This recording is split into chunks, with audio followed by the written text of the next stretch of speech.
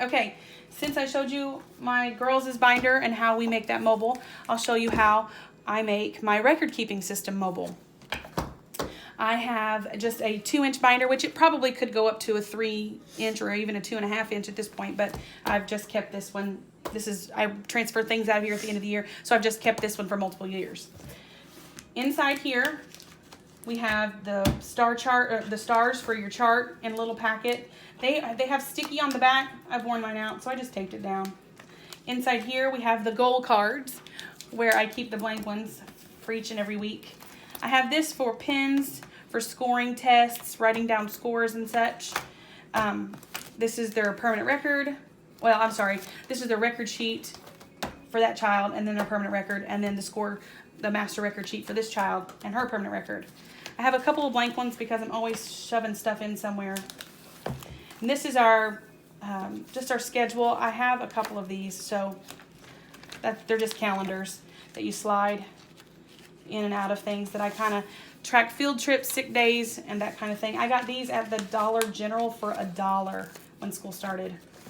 I do basically the same thing that I do with my girls' binder. They are divided into several different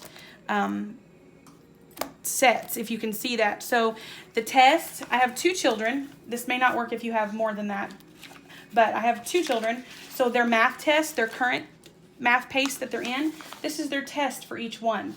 And it's just slid in this little pocket.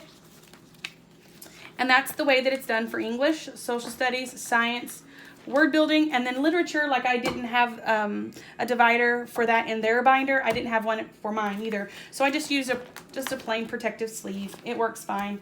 That was set number 1, all the tests. Set number 2 is the test keys. I keep them in the pockets for each one of their tests. Sometimes I forget to file them away and there's more than the 2 tests in there, test keys. But this is the test key set. That goes all the way down to literature as well. And then that's set number 2. Set number 3 is, since I have 2 children and I wanted to keep track of all of their tests, I keep them color-coded as well. We have 2, so I do it, my oldest and then my youngest. So I have my oldest's daughters used or already taken tests here for this year, and then my youngest. And then we do that with English, my oldest, my youngest. That was my daughter's. She just went through the whole state history report. Youngest, oldest, youngest, oldest, youngest, and then here we have the literature, just like I had in the girls' binder.